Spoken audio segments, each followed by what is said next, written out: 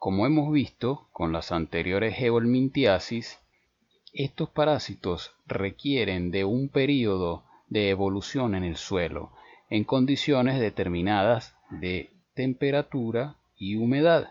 Generalmente, la temperatura tiene que ser una temperatura cálida. Ahora, nos preguntamos cómo llegaron estas parasitosis al continente americano, tomando en cuenta las migraciones de las poblaciones precolombinas. La principal ruta de estas migraciones fue el puente terrestre de Beringia, por el que poblaciones euroasiáticas pasaron del continente asiático al continente americano posterior a la última glaciación.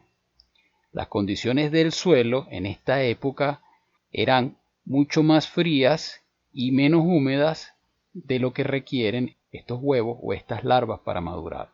De igual forma, nunca se han encontrado helmintos transmitidos por el suelo en pueblos indígenas árticos o subárticos que lleven estilos de vida tradicionales.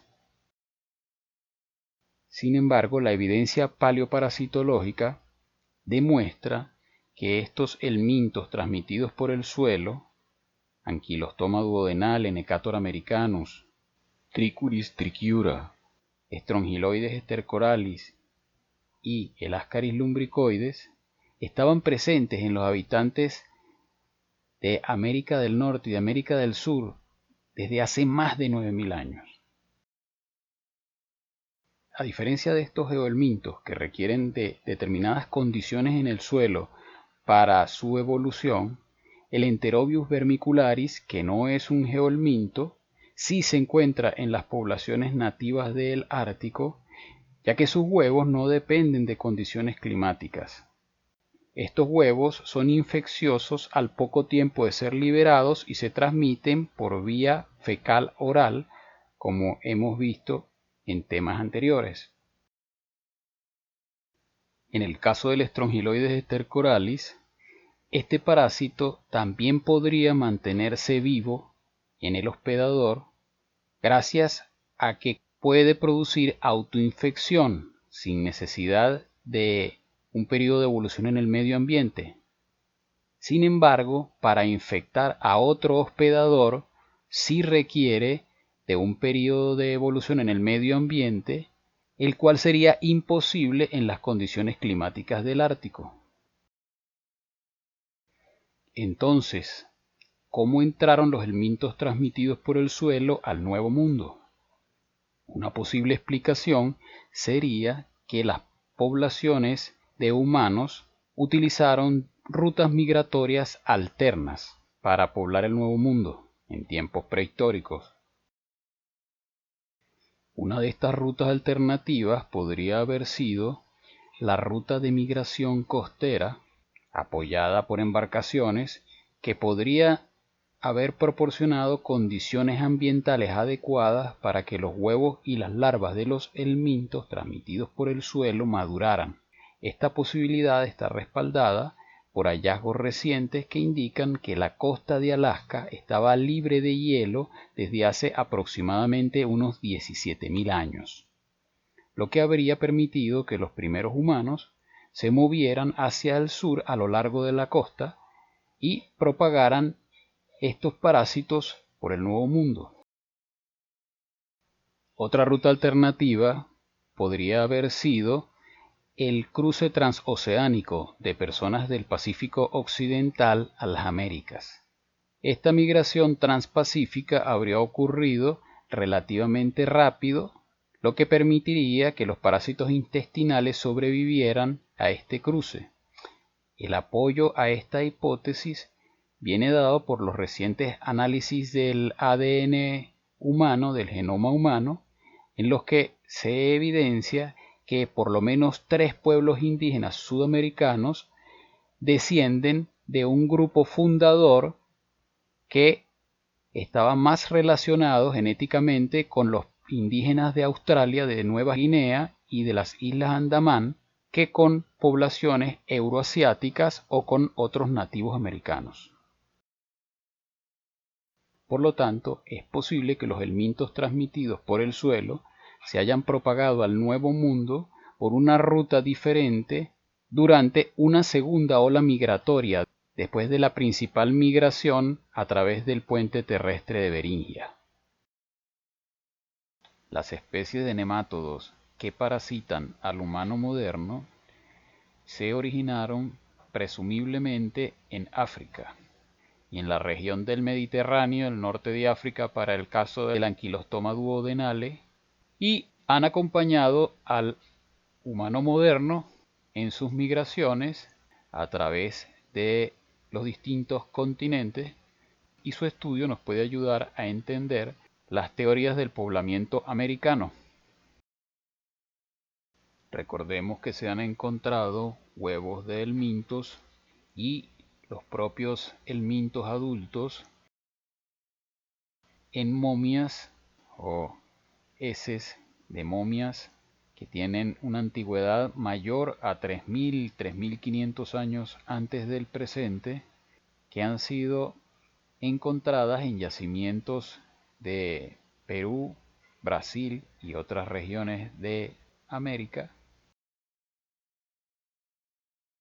Debido al gran tamaño de algunos helmintos, como los ascaris, las tenias, es prácticamente seguro que nuestros antepasados se dieran cuenta de la presencia de estos gusanos en sus intestinos. Algunos historiadores han identificado referencias a los gusanos helmintos y a sus enfermedades en la Biblia. Entre los papiros egipcios tenemos el papiro de Ebers, que es uno de los más antiguos tratados médicos y farmacopea conocidos. Fue redactado en el antiguo Egipto cerca del año 1500 a.C. El papiro de Ebers hace referencia a los gusanos intestinales y estos registros pueden ser confirmados por el descubrimiento de los huevos de helmintos calcificados en momias del año 1200 a.C. También se hace referencia a helmintiasis intestinales como la anquilostomiasis en antiguos textos chinos. En la antigua Grecia, en la época de Hipócrates, que vivió entre los años 460 a 375 a.C., ya se conocían los helmintos de peces, de animales domésticos y de humanos.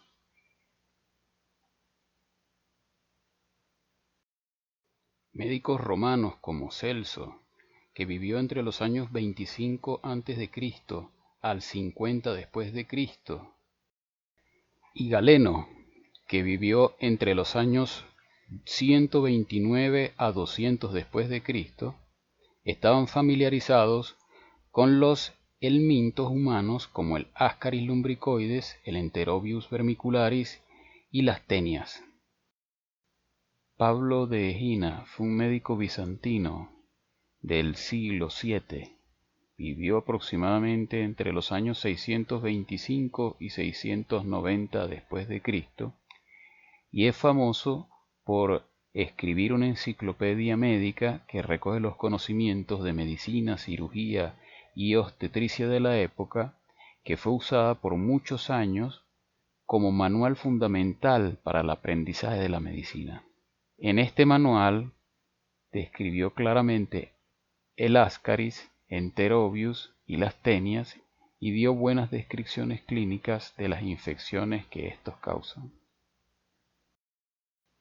Tras el declive del Imperio Romano, el estudio de la medicina pasó a los médicos árabes, incluido Avicena, que reconoció no solo los Ascaris, Enterobius y tenias, sino que también reconoció al llamado gusano de Guinea, el Dracunculus medinensis, que produce la dracunculiasis, una dermatosis nodular producida por el crecimiento del parásito en la parte subcutánea de los tejidos de los mamíferos, entre ellos humanos, perros, gatos, caballos, que se había registrado en partes del mundo árabe, particularmente alrededor del Mar Rojo, durante más de 1000 años.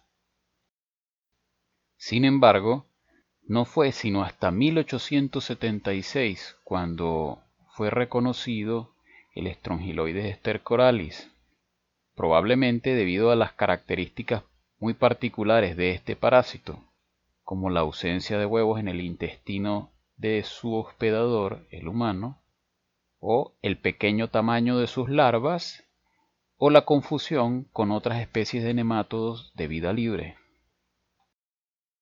Los primeros datos precisos sobre el Strongyloides stercoralis los realizó en 1876 el médico francés Louis Alexis Normand, que trabajaba en el Hospital Naval de Toulon, en Francia, y que estaba revisando las heces de soldados que provenían de la Cochinchina, actual territorio de Vietnam, que formaba parte de la Indochina francesa durante la ocupación francesa de Vietnam, y presentaban un cuadro diarreico muy intenso al que se denominó diarrea de Cochinchina, nombre con el que se conoció inicialmente la estrongiloidiasis.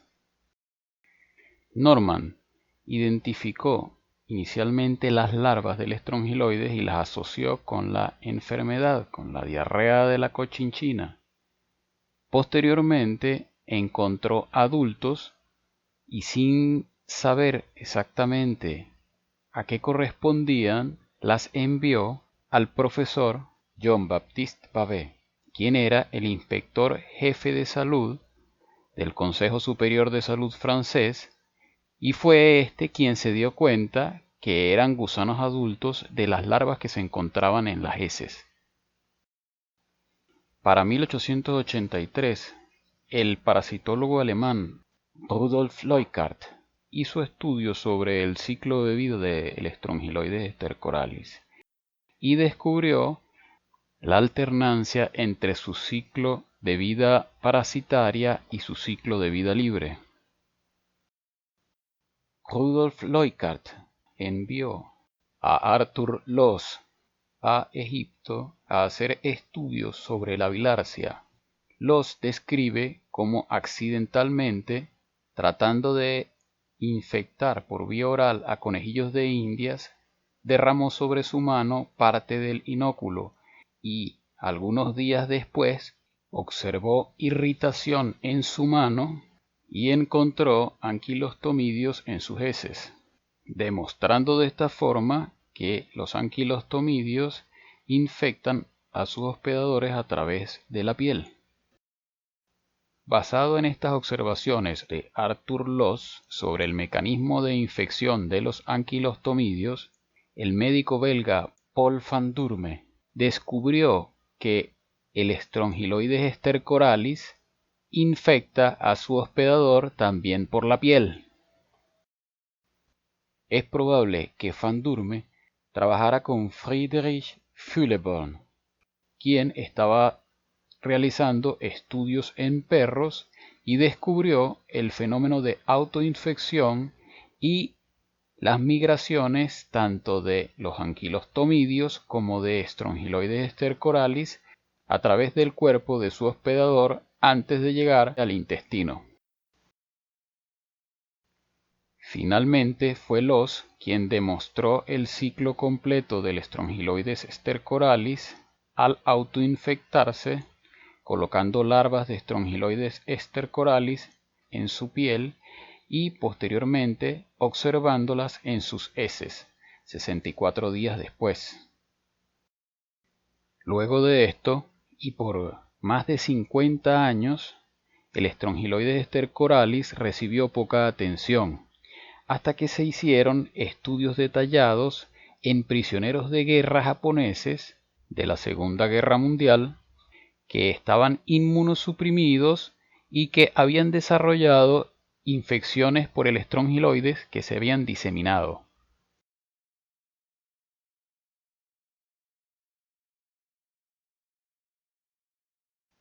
También se encontró que Las infecciones por el estrongiloides eran más graves en pacientes infectados con el virus linfotrópico T humano tipo 1 y posiblemente con el VIH.